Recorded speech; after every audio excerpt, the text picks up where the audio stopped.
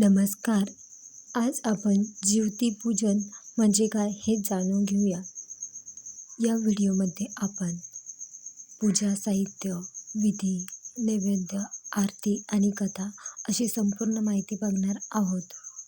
श्रावण महिना म्हणजे महाराष्ट्राच्या संस्कृतीतील व्रतवैकल्याचा आणि भक्तीचा महिना. श्रावणातील प्रत्येक शुक्रवार अनेक घरांमध्ये जिवती किंवा जिवंतिका देवीचे पूजन केले जाते.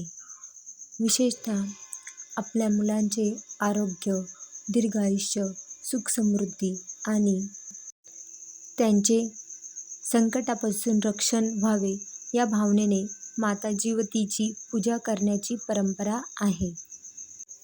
जिवती पूजनाला काही ठिकाणी जरा जिवंतिका पूजन असेही म्हटले जाते. या दिवशी जिवतीचे चित्र देवघरात किंवा भिंतीवर लावून त्याची पूजा केली जाते. मुलांना औक्षण करण्याची, सुवासिनींना हळदी कुंकू देण्याची आणि पुरणपोळीचा नैवेद्य दाखवण्याचीही महाराष्ट्रातील अनेक कुटुंबात परंपरा आहे. 2026 मध्ये श्रावणातील शुक्रवार कधी आहेत? महाराष्ट्रातील प्रचलित पंचांगानुसार 2026 मध्ये श्रावणातील शुक्रवार पुढीलप्रमाणे येतात. 14 ऑगस्ट 2026 पहिला श्रावण शुक्रवार, 21 ऑगस्ट 2026 दुसरा श्रावण शुक्रवार, 28 ऑगस्ट 2026 तिसरा श्रावण शुक्रवार, 4 सप्टेंबर 2026 चौथा श्रावण शुक्रवार, 11 सप्टेंबर 2026 पाचवा श्रावण शुक्रवार. अशा प्रकारे 2026 मध्ये श्रावण शुक्रवार 5 येतात. आता जाणून घेऊया जिवती देवता कोण आहे.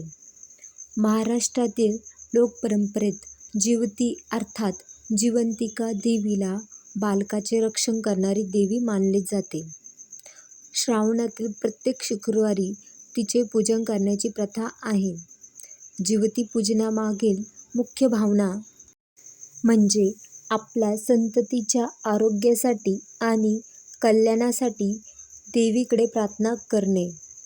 म्हणूनच या दिवशी आई आपल्या मुलांना औक्षण करते आणि त्यांच्या दीर्घायुष्यासाठी प्रार्थना करते. आता जाणून घेऊया जिवती पूजनासाठी लागणारे साहित्य. जिवती पूजनासाठी घरच्या परंपरेनुसार साहित्यामध्ये थोडाफार फरक असू शकतो. साधारणपणे पुढील साहित्य तयार ठेवले जाते.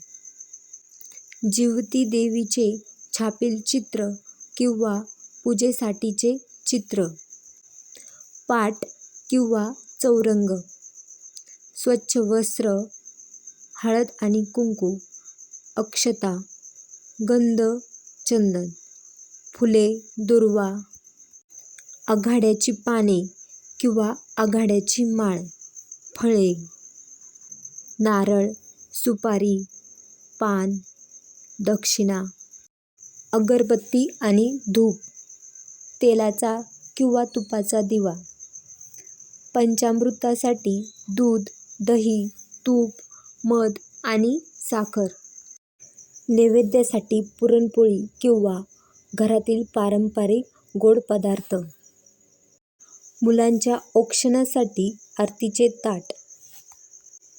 काही परंपरांमध्ये आघाडा आणि दुर्वाची माळ जिवतीला अर्पण केली जाते. तसेच हळद, कुंकू, अक्षता आणि गंधाने पूजन करण्याची पद्धत आढळते. जिवती पूजन कसे करावे? जाणून घ्या सोपी पूजा पद्धत. शुक्रवारी सकाळी घराची स्वच्छता करून देवघर स्वच्छ करावे. जिवतीचे चित्र देवघराच्या जवळ किंवा ठरलेल्या जागी लावावे. काही जुन्या परंपरांमध्ये श्रावण सुरू झाल्यानंतर देवघराच्या भिंतीवर जिवतीचे चित्र गंधाने काढण्याची पद्धत होती. आजकाल अनेक घरांमध्ये छापील जिवतीच्या चित्राचे पूजन केले जाते. पूजेच्या जागी रांगोळी काढून पाट किंवा चौरंग ठेवावा. त्यावर स्वच्छ वस्त्र अंथरून जिवतीचे चित्र ठेवावे. जिवती पूजन विधी 1. स्नान करून पूजा सुरू करावी. सकाळी लवकर स्नान करून स्वच्छ कपडे परिधान करावेत. देवघरात दिवा लावून गणपती आणि कुलदेवताचे स्मरण करावे. 2. जिवती देवीची स्थापना. पाटावर स्वच्छ वस्त्र अंथरून जिवतीचे चित्र ठेवावे. चित्राला हळद कुंकू, अक्षता आणि गंध लावावे. 3. फुले, दुर्वा आणि आघाडा अर्पण करावा. जिवती देवीला फुले, दुर्वा आणि परंपरेनुसार आघाड्याची माळ अर्पण करावी. 4. नैवेद्य दाखवावा. देवीसमोर पुरणपोळी, दूध, फळे, फुटाणे गूळ किंवा घरच्या परंपरेनुसार तयार केलेला नैवेद्य ठेवावा. 5. जिवतीची कथा सांगावी. पूजेनंतर जिवतीची किंवा जरा जिवंतिकेची प्रचलित कथा वाचावी किंवा ऐकावी. कथा सांगताना मुलांच्या आरोग्यासाठी आणि कल्याणासाठी देवीकडे प्रार्थना केली जाते. पुढे देवीची आरती करावी. नैवेद्य दाखवल्यानंतर जिवती देवीची आरती करावी. 7. मुलांचे औक्षण. अनेक कुटुंबांमध्ये या दिवशी मुलांना औक्षण करण्याची विशेष परंपरा आहे. मुलांच्या कपाळावर कुंकू किंवा गंध लावून आरतीने त्यांचे औक्षण केले जाते. पुढे हळदी कुंकू. सुवासिनींना घरी बोलवून हळदी कुंकू, फुले, सुपारी आणि दक्षिणा देण्याची प्रथा काही कुटुंबात आहे. ही परंपरा घराण्यानुसार वेगळी असू शकते. अनेक कुटुंबात कोणत्याही एका शुक्रवारी सुवासिनीला जेवायला बोलवून तिची ओटी भरतात. जिवती पूजेचा नैवेद्य काय करावा?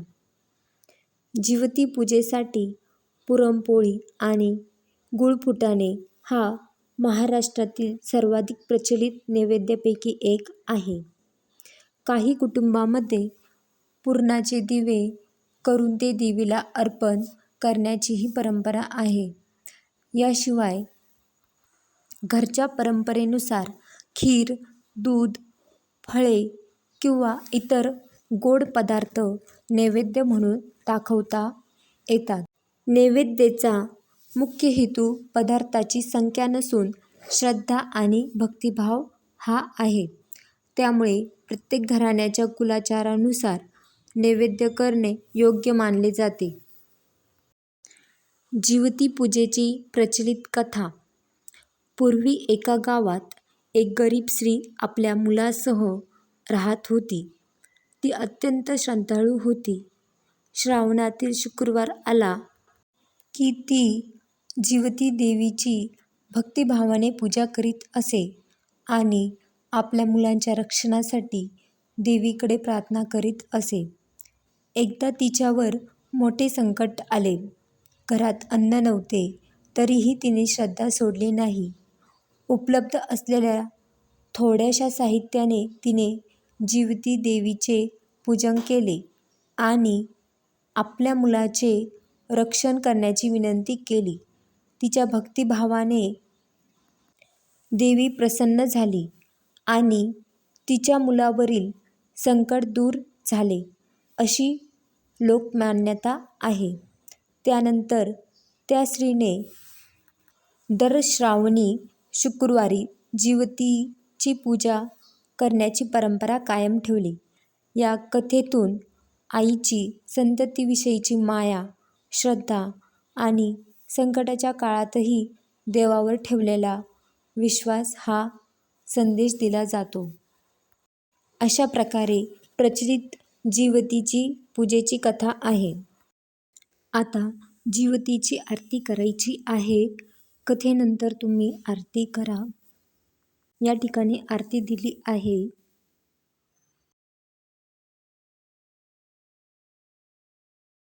आता आपण जिवती पूजनाचे धार्मिक महत्त्व जाणून घेऊया. जिवती पूजनाचा केंद्रबिंदू म्हणजे संततीचे कल्याण आणि रक्षण. आई आपल्या मुलांच्या आरोग्यासाठी, दीर्घायुष्यासाठी आणि सुखी जीवनासाठी देवीकडे प्रार्थना करते. या पूजेमुळे कुटुंबातील श्रद्धा, प्रेम आणि एकत्रितपणाची भावना दृढ होते. मुलांना औक्षण करणे, सुवासिनींना हळदी-कुंकू देणे आणि प्रसाद वाटणे या प्रथा कुटुंब आणि समाजातील स्नेह वाढवतात. जिवतीपूजन हे केवळ धार्मिक विधी न राहता आईच्या वात्सल्याचे आणि संततीसाठीच्या मंगलकामनेचे प्रतीक बनले आहे. आता जिवतीपूजेदिवशी उपवास करावा का? जिवतीपूजेसाठी सर्व कुटुंबांना लागू होईल असा एकच अनिवार्य उपवासाचा नियम नाही. काही महिला श्रद्धेनुसार उपवास किंवा फलाहार करतात, तर काही जणी नेहमीप्रमाणे भोजन करून पूजा करतात. उपवास करायचा की नाही हे आपल्या कुलाचार, आरोग्य आणि वैयक्तिक श्रद्धेनुसार ठरवावे. पूजेचा मुख्य भाग भक्तिभावाने जिवती देवीचे स्मरण आणि संततीच्या कल्याणासाठी प्रार्थना करणे हा आहे. आता जिवती पूजेदिवशी काय करावे? घर आणि देवघर स्वच्छ ठेवावे. जिवती देवीचे पूजन श्रद्धेने करावे. मुलांचे औक्षण करून त्यांच्या आरोग्यासाठी प्रार्थना करावी. देवीला फुले, दुर्वा आणि आघाड्याची माळ अर्पण करावी. पुरणपोळी किंवा आपल्या घरातील पारंपरिक नैवेद्य दाखवावा. जिवितीची कथा ऐकावी किंवा वाचावी. आरती करून प्रसाद वाटावा. शक्य असल्यास सुवासिनींना हळदी-कुंकू द्यावे. आपल्या घराण्याच्या परंपरेनुसार पूजा करावी. आता जिविती पूजेचे महत्त्व एका वाक्यात: मुलांचे आरोग्य, दीर्घायुष्य आणि सुखी जीवन लाभावे या मंगल भावनेने श्रावणी शुक्रवारी केली जाणारी जिवती पूजा म्हणजे आईच्या वात्सल्याची भक्तिमय परंपरा. श्रावणातील शुक्रवार हा महाराष्ट्रातील अनेक कुटुंबांसाठी श्रद्धेचा आणि कौटुंबिक परंपरेचा दिवस असतो. जिवती किंवा जिवंतिका देवीची पूजा करून माता आपल्या मुलांच्या कल्याणासाठी प्रार्थना करते. पूजा साहित्य, नैवेद्य, औक्षण, हळदी-कुंकू, कथा आणि आरती या सर्व परंपरांमागे कुटुंबाचे आरोग्य, सुख आणि संततीचे रक्षण हीच मुख्य भावना आहे. या ठिकाणी आपण जिवती पूजा किंवा जिवंतिका पूजन याबद्दल संपूर्ण माहिती बघितली आहे. तुम्हाला हा व्हिडिओ आवडला असेल तर लाईक करा, शेअर करा आणि चॅनलला नक्की सबस्क्राईब करा. आणि व्हिडिओ बघितल्याबद्दल धन्यवाद.